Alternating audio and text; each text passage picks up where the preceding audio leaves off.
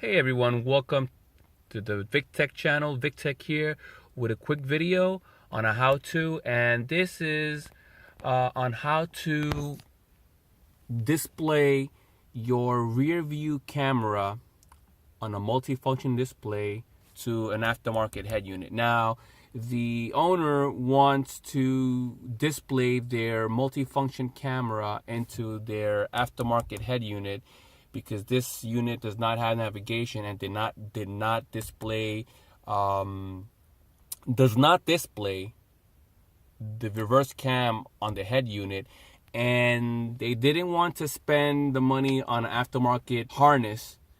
And there's a lot of information on the forums, but there's nothing very specific. Well, that's about to change. Now, keep in mind, this is going to be for a 2015 base Subaru WRX. I believe that the Foresters and a lot of other models have this head unit, but the harness may be specific or the wiring. But for those of you that have WRX, this is going to help you at least achieve this if you want to. Like I said, there's a lot of videos and there's a lot of information, but the way I did it was I took a LAN cable, as you can see, going into the head unit itself, and I butchered this is a 10 base T cable. I cut the ends and I plugged the wires into the back of the harness itself. I separate them each into every pin, and then I ran it through here. And now I'm going to show you real quick that this is not connected. This is not working. As you can see, this is a mess here. So I'm going to turn the car on. Well,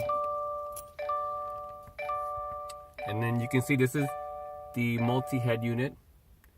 And this is the MFD, as they call it. So what I'm going to do now is I'm going to put the car in reverse. This is the car in reverse. And as you can see, it's a backup camera. Nothing on the head unit. Now, I'm going to put it right back into see? The goal is to transfer this image onto here. And I'm going to show you what I did. So, first and foremost, there are two connectors going into this head unit. There's one on the right side and there's one on the left side. The one that feeds the signal, it's on the left side,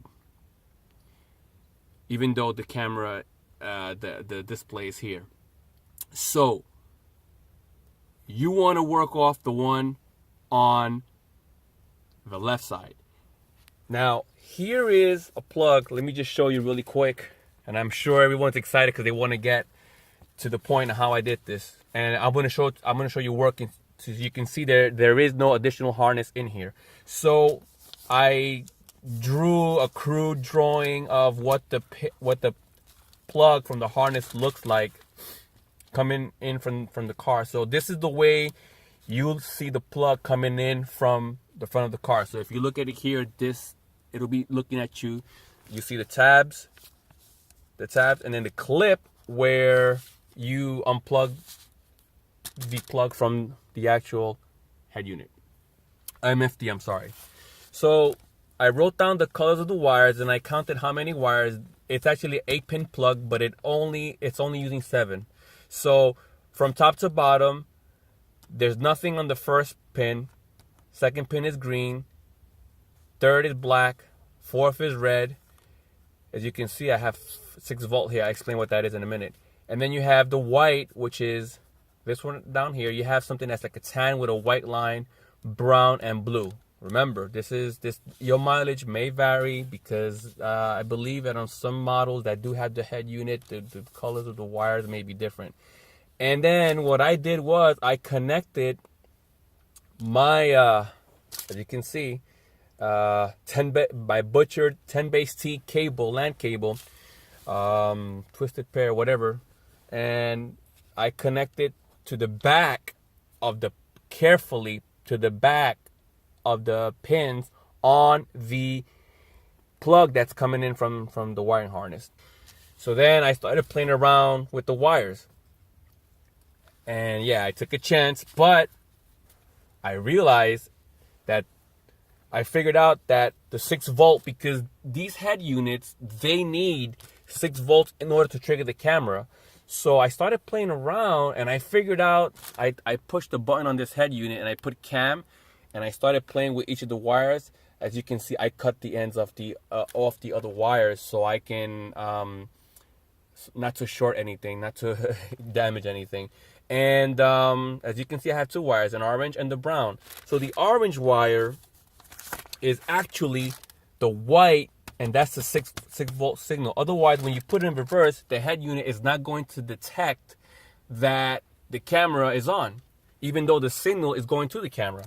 So the red is the brown wire on my LAN cable, which is the camera signal. Now I'm going to put that to the test, and I'm going to try to do this holding on to the phone so you can see there's no trickery here. So I have a RCA cable that I sacrificed for the good purpose of having this camera. Here it is, see?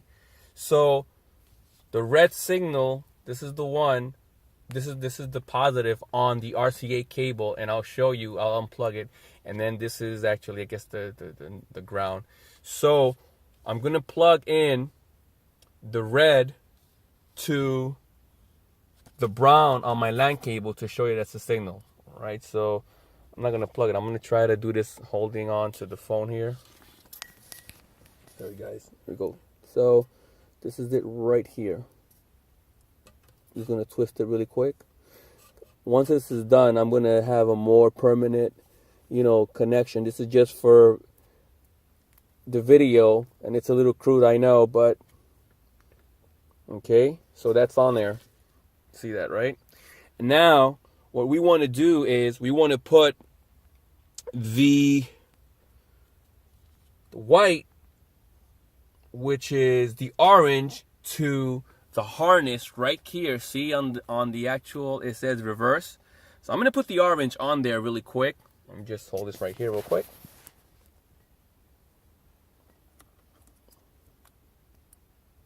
And I know, yeah, there's no tape or anything, but I'm going to put this on here real quick. As long as they don't make contact, I don't want to short anything out. This is not how I work. It's just that it's me right now holding the cam in. All right, so here we go. You see, the red cable is hooked up to the brown. See? Red, brown.